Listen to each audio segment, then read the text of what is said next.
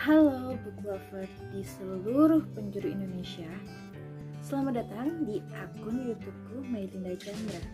Hari ini aku mau mereview sebuah buku yang mind blowing banget dari Stephen King yang judulnya The Long Walk.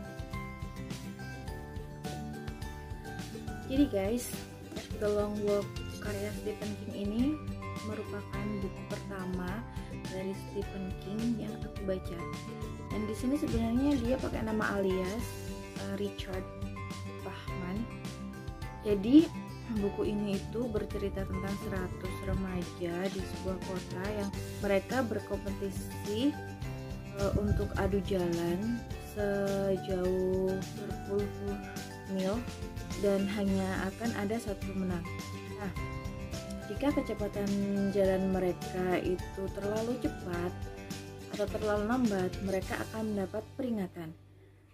Jika mereka berhenti hanya untuk menali sepatu mereka, mereka juga akan mendapat peringatan. Jika mereka kram, mereka juga akan mendapat peringatan. Dan peringatan ini tuh nggak main-main loh. Awal-awal aku pikir peringatannya itu hanya kayak hey kamu, ayo terus jalan, jangan berhenti sampai 3 kali tuh kayak gitu-gitu terus. Ternyata peringatannya itu sungguh mengerikan. Jadi nanti kalau ada peserta yang misalnya tiba-tiba dia kakinya kram gitu kan, kakinya kram terus dia nggak bisa jalan, dia bakal beri peringatan pertama. Terus berselang beberapa menit kemudian dia akan diberi peringatan kedua, dan di peringatan ketiga kalau dia nggak jalan maka dia akan ditembak mati di tempat itu juga. Nah, yang membuat aku nggak habis pikir itu kan di kompetisi ini ada banyak sekali penonton kan, warga-warga sipil yang ingin melihat para remaja ini berlomba. Mereka melihat para peserta yang mendapatkan peringatan. Penonton ini seperti kehilangan rasa kemanusiaannya gitu. Mereka malah bersorak-sorai seolah melihat pemenang itu seperti melihat suatu tontonan yang menyenangkan gitu, menggembirakan untuk mereka. Dan ini nggak bisa aku bayangkan sih kalau ada orang yang seperti para penonton ini. Aku pikir waktu pertama kali membaca itu buku ini kayak The Maze Runner gitu, ternyata aku salah. Buku ini sangat brutal menurutku. Kenapa brutal? Karena Stephen King ini benar-benar detail menulis cara kematian dari masing-masing peserta, dan itu cukup vulgar juga. Seperti contohnya kalau aku nggak salah ingat si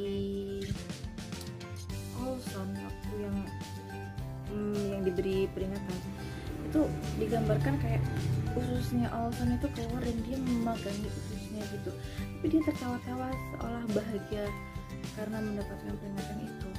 Dia juga yang kepalanya ditembak terus wah hancur berantakan, nggak bisa dikenali gitu. Jadi rada ngeri juga sih baca buku ini. Kalau kalian nggak suka kekerasan semacam itu, jangan coba-coba baca buku ini. Kesanku membaca buku ini itu sungguh melelahkan. I spent over a week to read this book because it is so exhausting books. Aku merasa lelah banget baca buku ini, lelah secara fisik dan juga lelah secara mental. Jadi seolah-olah kita bisa masuk ke dalam ceritanya dan kita ikut berjalan bersama mereka. Kalian bayangin deh, misal kalian berjalan sejauh 100 km dan kalian nggak boleh tidur, nggak boleh beristirahat. Misal kepengen pipis, kalian harus pipis sambil jalan, kalian harus buang air besar sambil jalan, tidur sambil jalan. Rasanya tuh nggak masuk akal banget, tapi 100 remaja ini melakukan hal itu.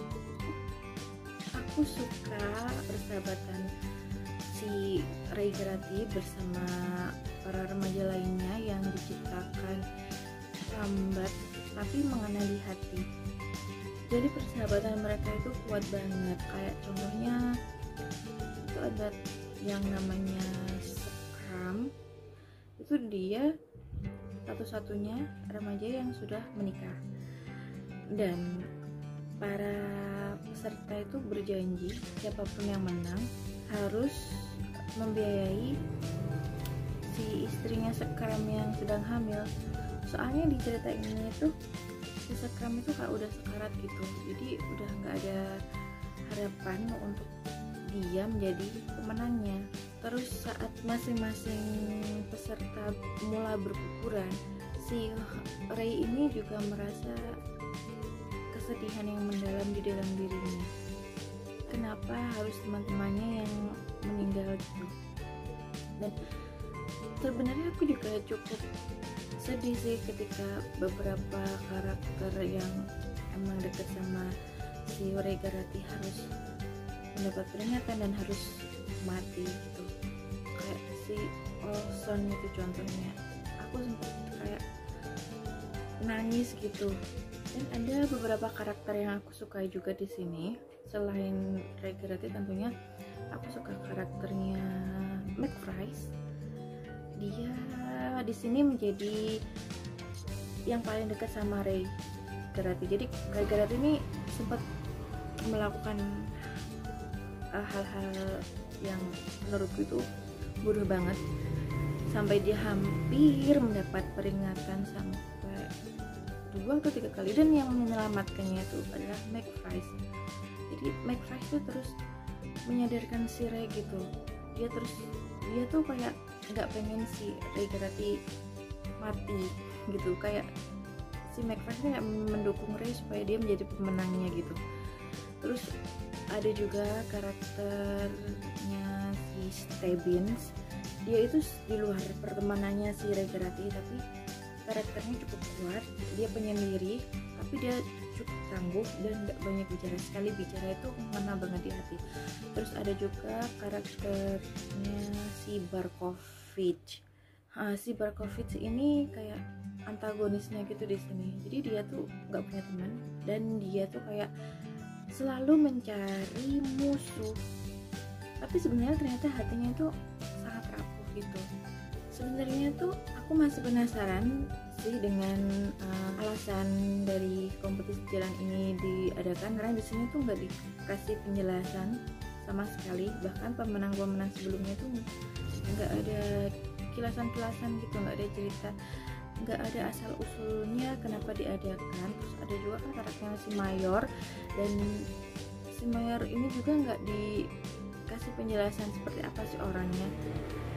But I feel si Mayor ini is a bad and terrible person, karena biarkan remaja-remaja yang nggak bersalah ini tuh mati. I feel bad with these boys. Mereka tuh seakan-akan mengikuti kompetisi ini hanya untuk mati, karena mereka semua tuh sebenarnya tahu kalau hanya akan ada satu pemenang, dan mereka juga sebenarnya tahu kalau peringatan yang akan diberikan itu merupakan sebuah kematian. Aku nggak bisa bayangin kalau misalkan ada kompetisi semacam ini di dunia. Yang membuatku sangat takjub dengan Stephen King itu, dia menulis buku ini di usianya yang masih remaja, sekitar 16 tahun atau 18 tahunan gitu. Tapi dia bisa menulis buku yang sangat bagus menurutku. Buku ini sangat berkesan untukku yang baru membaca bukunya Stephen King. Dan ternyata aku tuh juga baru tahu kan, aku kan habis baca ini terus browsing gitu karya-karyanya Stephen King itu apa aja, dan I feel like an idiot person. Aku baru tahu kalau ternyata Carrie terus itu merupakan karya dari Stephen King juga.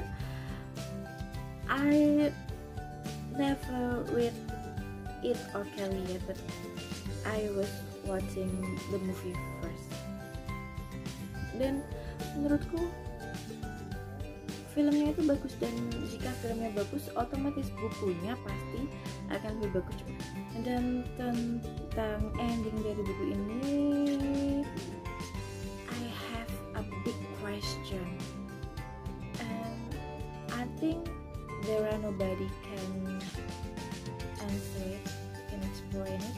Ini buku ini endingnya memberikan banyak sekali kemungkinan yang terjadi. Apakah si pemenangnya ini dia memang memenangkan kompetisi ini, atau sebenarnya dia juga mati? Dan menurutku pesan yang disampaikan buku ini sebenarnya kita harus menikmati kehidupan kita, jangan menyanyiakan kehidupan kita selagi kita masih bernafas, karena kehidupan itu merupakan anugerah yang diberikan oleh Tuhan kepada kita, dan kita tidak boleh menyia-nyiakannya.